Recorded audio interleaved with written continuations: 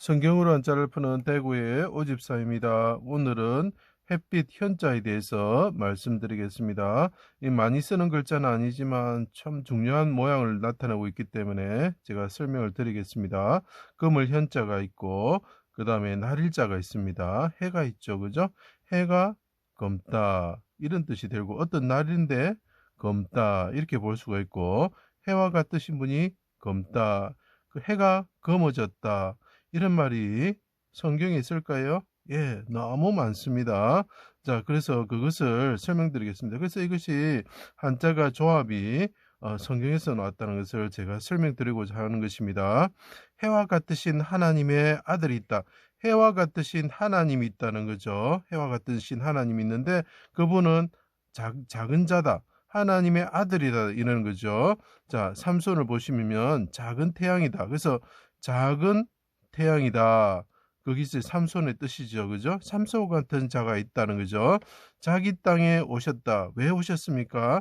흑암이 있다는 거예요. 죄로 인해서 사람들이 심판을 받아서 흑암 가운데 있어 맹인과 같이 지낼 때에 그분이 빛을 비추기 위해서 햇빛을 비추기 위해서 위로부터 임한 해다라고 이렇게 표현을 합니다. 자, 흑암이 있는 곳에 해와 같으신 하나님의 작은 자, 작은 태양과 같으신 분이 오셨다는 거죠. 그것이 언제냐? 여호와의 날에 6월절 전날이죠.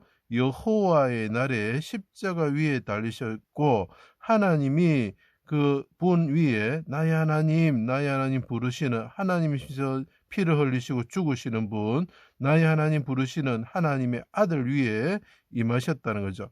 해가 빛을 잃고 햇빛을 잃었다는 거죠. 햇빛 현자가 됩니다. 온 땅에 어둠이 임할 때에 하나님이 임하시고 하나님이신 분이 죽으시면서 나의 하나님 하고 부르죠. 똑같습니다. 이를 운자가 보이죠. 이위 하나님께서 나의 하나님 부를 때 그분이 이른 비와 늦은 비처럼 오셨을 때 어떻게 된다? 구름이 빽빽했다.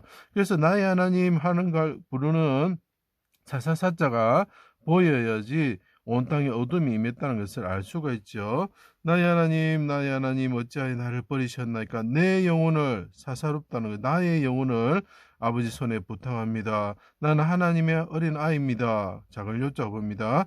크게 소리치시고 자, 이 날일자가 부르짖을 혼자도 될 수도 있고 이게 왈자와 같은 의미라고 제가 설명을 드렸습니다. 그분이 해가 빛을 잃을 때 어두워졌을 때에 햇빛을 잃었을 때에 그분이 크게 소리치셨다는 거죠. 작은 아이로서 그 부르짖으면서 하늘에 오르셨다는 거죠. 태어난 아이로서 오르셨다 이런 뜻입니다. 자 보십시오. 어둠이 임하는 곳에 해와 같으신 분이 임하셨는데 그분이 해가 빛을 잃을 때에 온 땅에 어둠이 임하였다는 거죠. 그죠? 자, 해와 같은 옷을 입으시고 얼굴이 해와 같이 빛나시는 분이다. 이렇게 아가씨 표현합니다. 아침빛같이 또렷하고 햇빛이죠. 그죠? 달같이 아름답고 해같이 맑은 분이다. 그분이 햇빛을 비추는 분이죠. 그런데 이분이 아가씨 표현합니다. 고난으로 계달의 장막처럼 되시고 검어졌다. 해와 같으신 하나님 있으신데 해와 같은 작은 해와 같으신 분인데 그분이 검어졌다는 고난으로 계달의 장막처럼 되시고 햇빛이 져서 거무스름해졌다 이렇게 표현하고 있습니다. 날 저물 때에 어린 사슴처럼 되시고 까마귀처럼 되셨다라고 표현합니다. 해와 같으신 분이 검어졌다는 거죠. 내가 그리고 욥을 통해서 표현합니다. 내가 광명을 기다렸더니 흑암이 가까이 왔고 그 다음에 햇빛을 쬐지 않고도 검어진 피부를 가지게 되었다 이렇게 표현합니다. 햇빛을 쬐지 않고도 검게 되었다 이렇게 표현을 합니다. 자, 듣고 있는 피부는 검어졌습니다 하고 욥이 말하고 있죠. 고난받은 자의 모습이라 해와 같으신 분이 왔는데 검어졌다는 거죠. 자, 해가 빛을 잃고 어두운 가운데 고난으로 검게 되셨다는 거죠. 이 이유는 뭐냐면 우리 대신 흑암과 불심판으로 그분이 들어가셨다는 거죠. 그리고 그분이 부르짖으셨다는 거죠. 이제 그분이 부르짖을 때 아버지 우리 죄를 담당하시고 우리 죄를 용서하여 주십시오 할 때 구름이 사라지듯이 죄 사함을 받게 된다는 거죠. 예수님을 믿지 않으면 이분이 우리를 대신해서 흑암에 들어가셔가지고 대신 지셨는데 이분 하나님 임하시면서 나의 하나님 나를 구원하여 주십시오. 해가 빛을 잃고 흑암이 임할 때에 햇빛을 잃고 흑암이 임할 때 부르짖었던 그분을 하나님의 아들로 메시아로 해와 같으신 분으로 요 하나님이라는 거죠. 해가 하나님이란 뜻은 아닙니다. 절대로 오해하지 마십시오.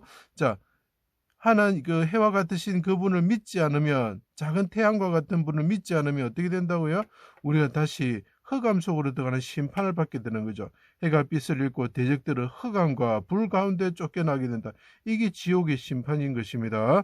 군사들이 심히 두려워했습니다. 해가 빛을 잃을 때 군사들이 된 일을 보고, 백부장과 그 군사들이 된 일을 보고 심히 두려워했다는 거죠. 당혹하다, 갈팡질팡하다, 이런 뜻이 있는 것입니다.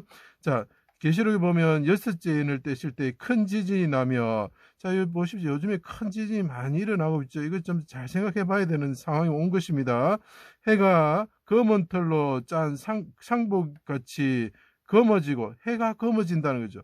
이제 마지막 때가 되면 해가 검어진다는 것을 이야기해 주고 있습니다.